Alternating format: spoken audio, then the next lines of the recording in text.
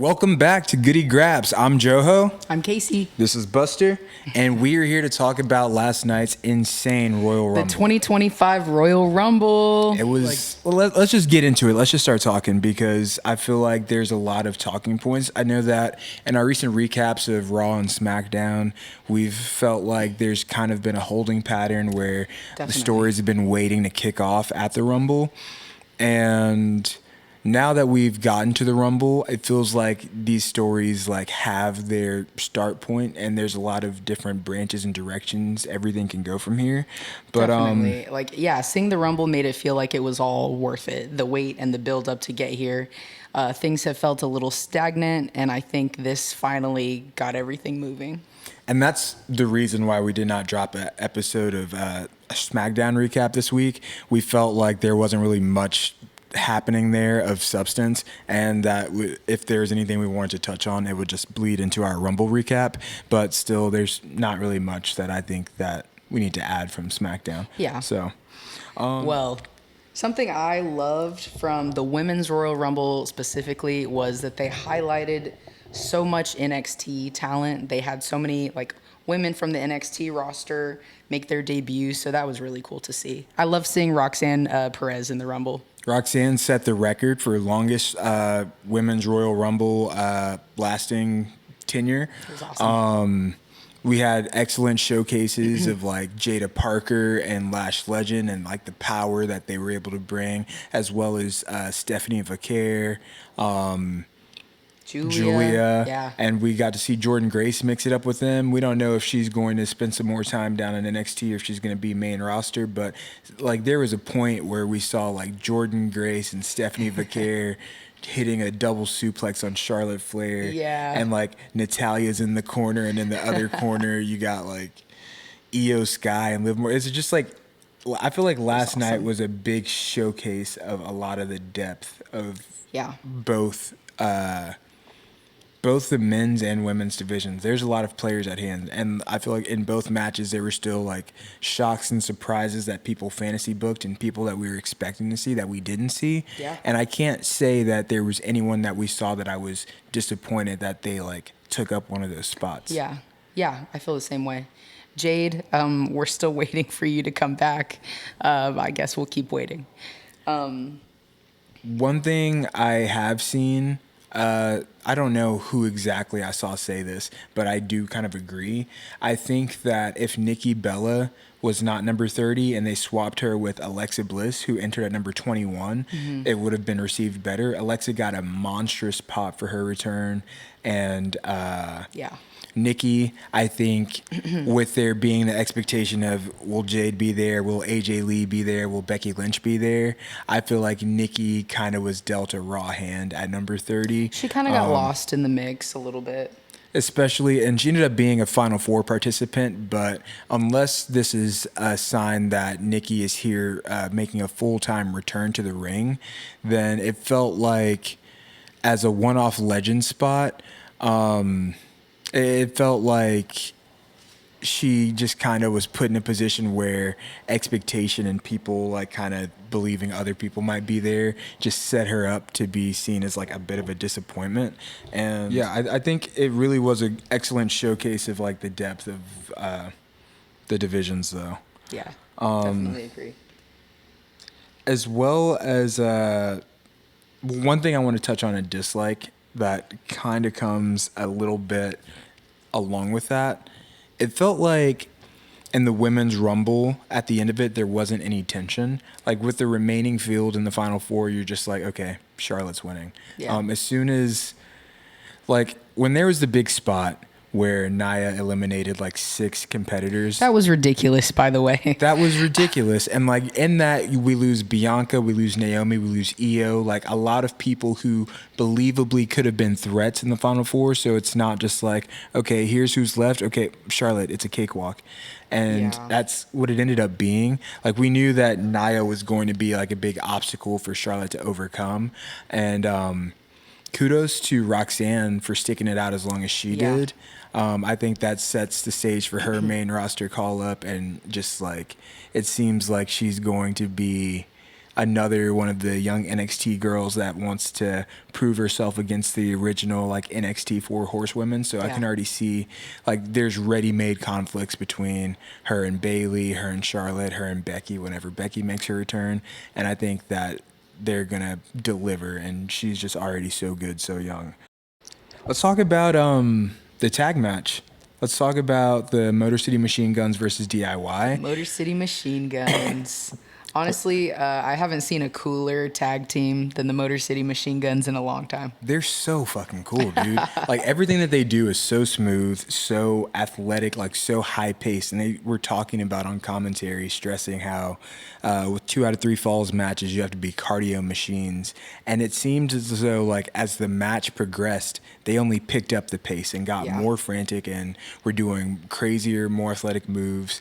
And I just want to say we were recently calling for the return of the Street Profits, and we were saying, where are they? All these tag teams are getting showcased, and it feels like they kind of just got skipped over.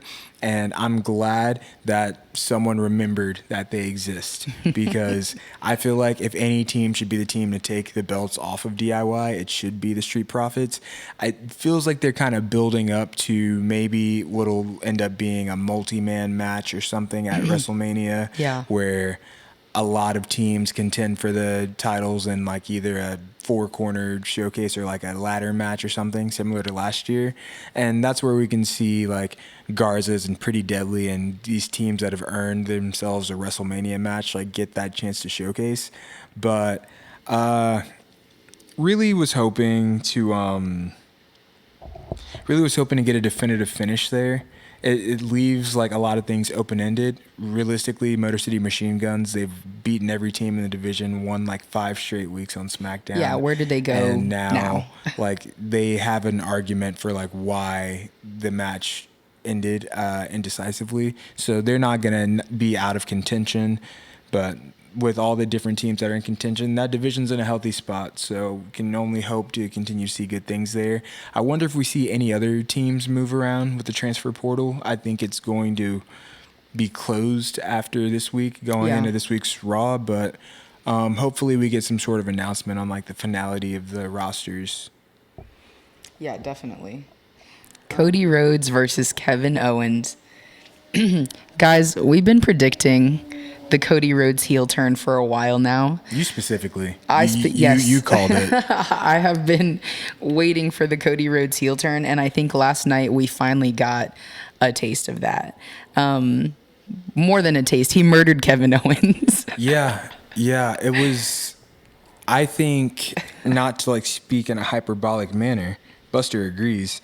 I think that this was one of, if not the like best match of Cody's career and a true defining moment in his title reign where you can see a shift in his character and something that'll continue to give this title reign longevity. We've seen Cody be the good guy babyface and the perfect company ambassador and wear the company on his sleeve and do all the right things. For a long time. But now we're going to see Homelander Cody, and we're going to see like a Mad King who's corrupted by the power. And we're going to see just like how far he's willing to go to keep this. And we saw just a glimpse into him unleashing a darker side of himself. He relentlessly slammed Kevin Owens' body through a ladder in a spot that looked like a move that would end the career of most people. Yeah. Kevin Owens was down there, and like, I don't know, no one, I think something needs to be made of this. Just side note, how everyone on commentary is acting like, oh, KO got what he deserved.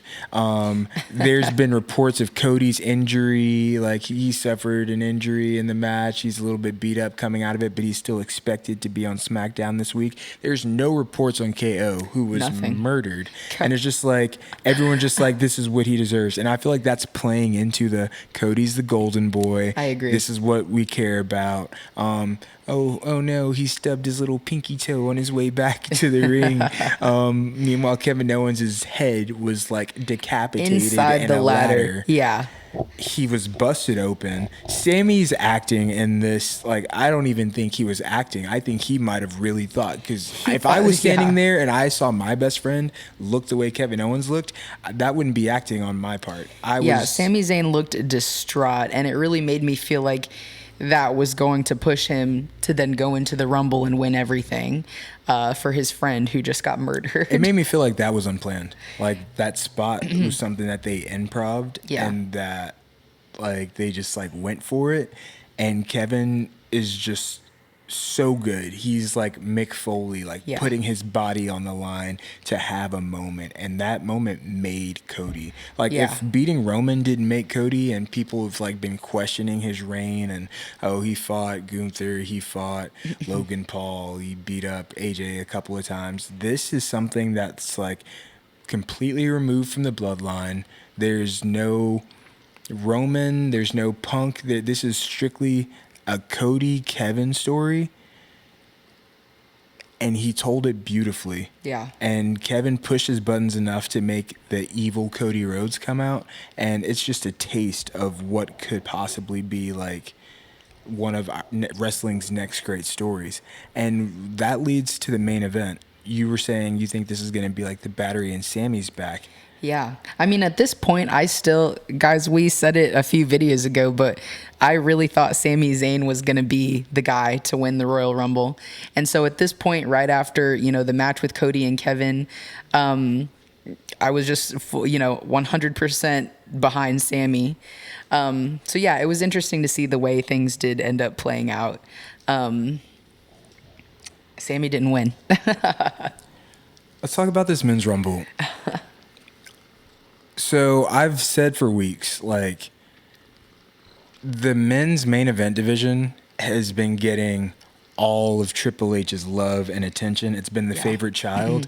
And there's a reason why the men's main event has been... He's literally biting me. I didn't even know that he bit. I did not know that.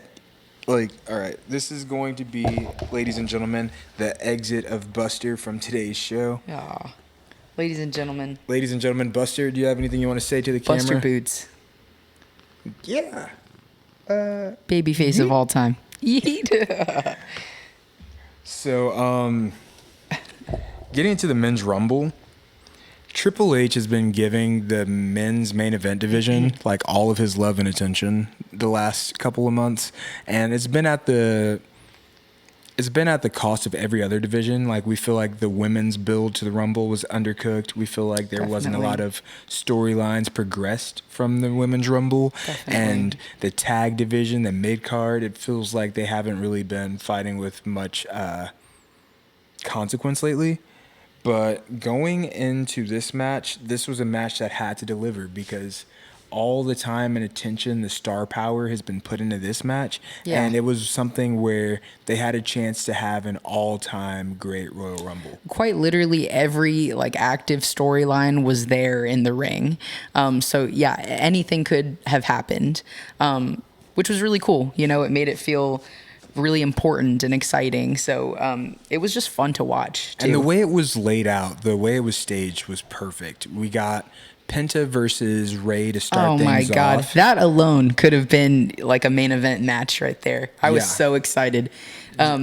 Seeing Ray come out at number 1 and then Penta, the first entrant after him, was awesome. I don't get tired of him spamming the Cero Miedo taunt. He can do it as many times as he wants. Like, throughout a match, it gets me hype every time. Every time he steps up to anybody. Like, you can have someone who is as dominant as Jacob Fatu, as dominant as Braun Breaker, that many people will cower to, and Penta steps up fearlessly, throws it up in their face, and he came out of this. I know that he lasted a really long time, maybe 40 plus minutes. He came out of this looking like a star. Yeah.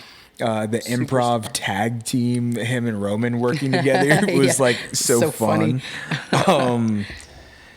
Then we get to see a showcase of the guys in the mid card, a lot of the up and comers who have just been really good hands on TV, like Carmelo Hayes, Chad Gable, Santos Escobar, guys who could keep the match going until we get to the bigger names and the stars starting to show up, and we got to see Braun Breaker and Jacob Fatu make some appearances before. I believe it was at 16 we saw Roman Reigns make his appearance. Yeah. And we were predicting like the whole match was going to stop. Everyone was going to turn their attention to Roman and just start beating the crap out of him. Yeah.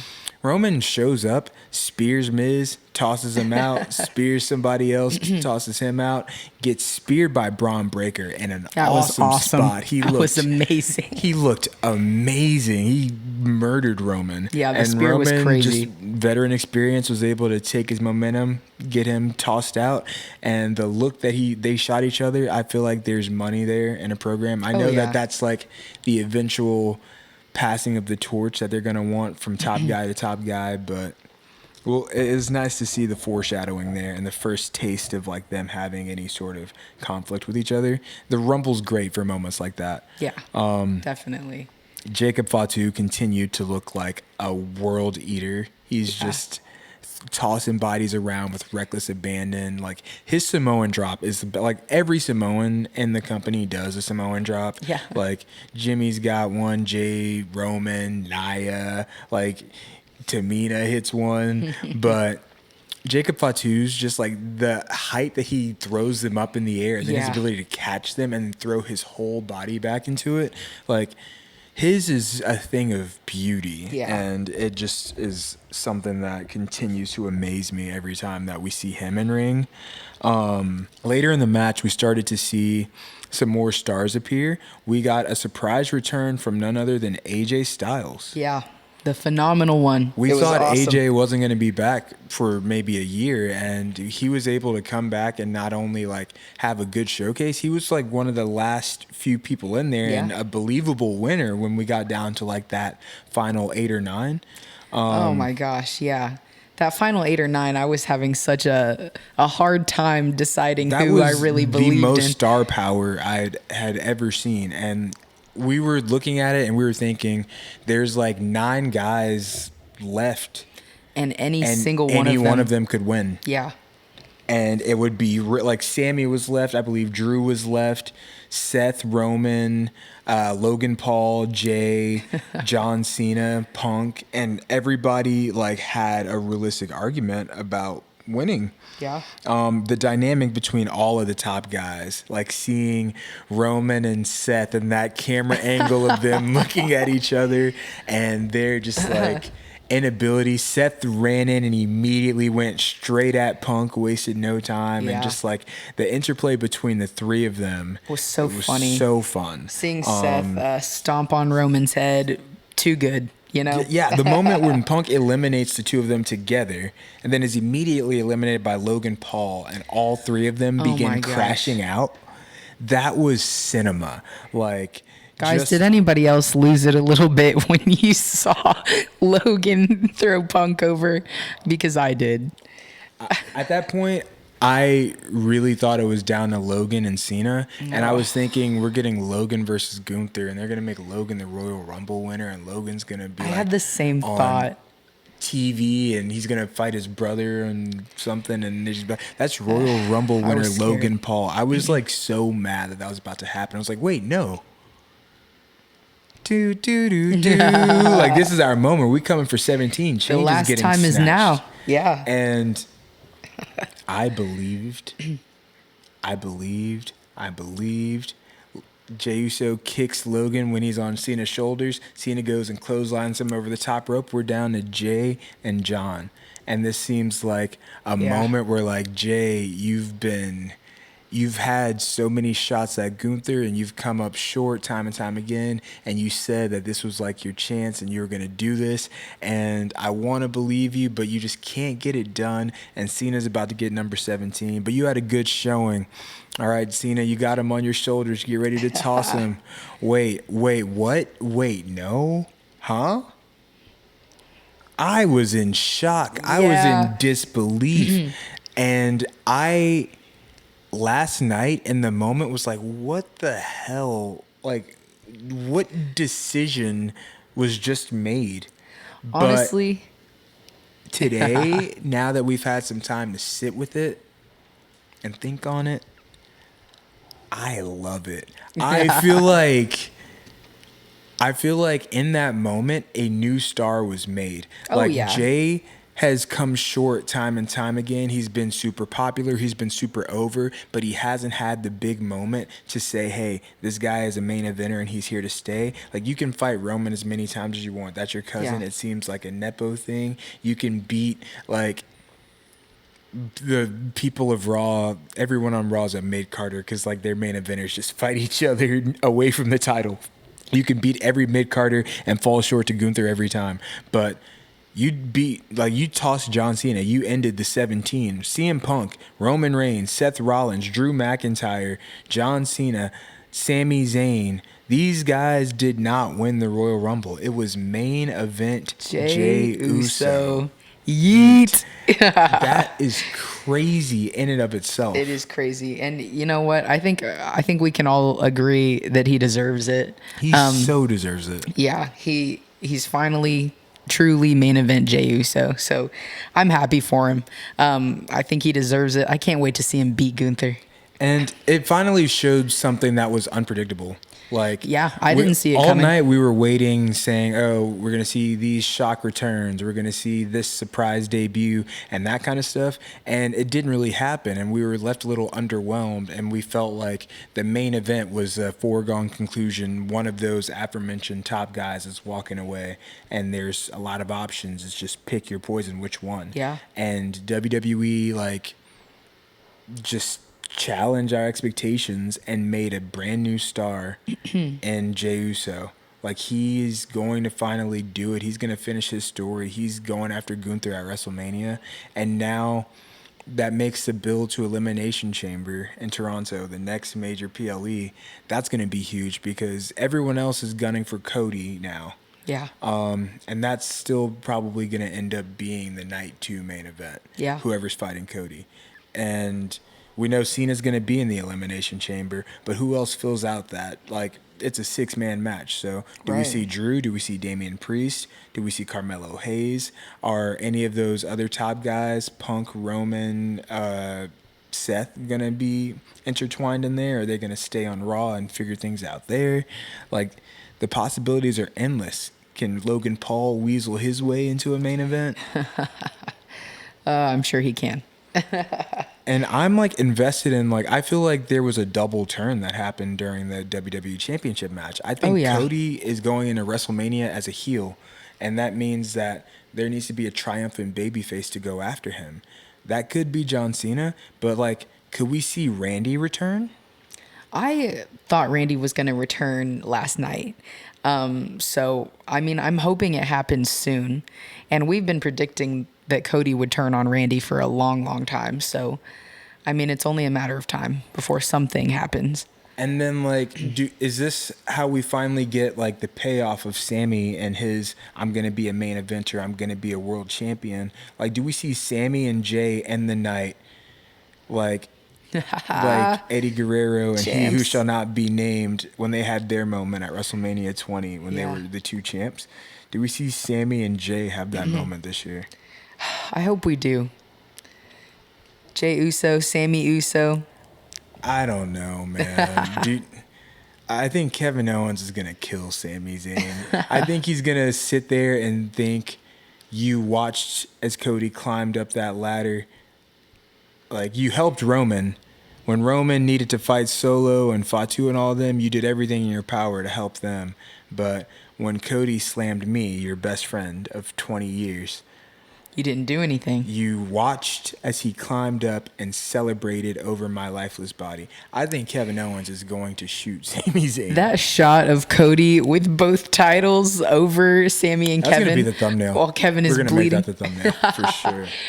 That was great. It was too good. But yeah, overall, just a really great Royal Rumble.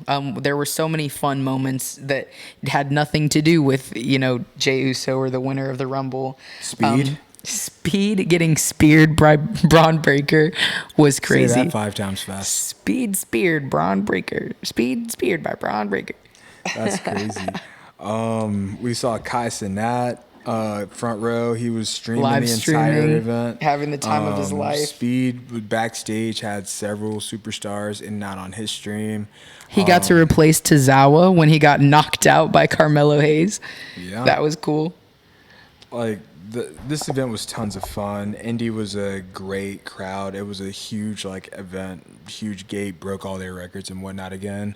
I do think that there were moments that the crowd left a little bit to be desired. Not everyone's going to be like Lyon, France. Yeah. But this is a city that does have like a WrestleMania coming up, and I think like a SummerSlam coming up. So Indy, like, we need y'all to bring it next time, because there were some moments last night that had, yeah, like when Cody slammed Kevin, the reaction there was fire. Yeah. And like when Alexa Bliss came back, but there were some reactions like, we need to talk again about Def Rebel in the music department, because half of the Women's Rumble, I had no clue who was coming out based on these themes. These themes suck. They're so bad. Finn Balor got no pop. That new Judgment Day theme, nobody knows it. It hasn't been around. No one's heard it. It sucks. Yeah. And Finn Balor's coming out to no pop. Like, that pissed me off, dude. Yeah, Finn Balor deserves to have the crowd be excited for him. Can we talk about Buster and how him sitting on me for like a couple minutes has me so like I need to be rude. He has the freaking, he's down here. He has the lint. Yeah. Excellent Royal Rumble. I think Charlotte and Jay, congrats. Huge wins. Yeah. It'll be exciting seeing what happens with Cody from this point on. Yeah. And it seems like everything, like the road to WrestleMania, is just getting kicked off. So we'll see y'all on Monday for our recap of Raw. Monday is my birthday, so make sure you tune in and like and subscribe. Guys, drop some comments, like and subscribe. Thanks for all the love so far. We are almost at 200 subscribers. So I'm skipping, like, I'm not going to do like a birthday dinner or anything until like Wednesday or something when there's not like an episode, so that we can continue to like give you recaps. That's how dedicated we are to this, you guys. So like and subscribe. As always, we're Goody Graps. That's Buster. He's a friend of the show. And Casey, is there anything you want to leave these people with? Kevin Owens, you got a raw deal because you were in the ring with Cody Rhodes turning heel. Bye, guys.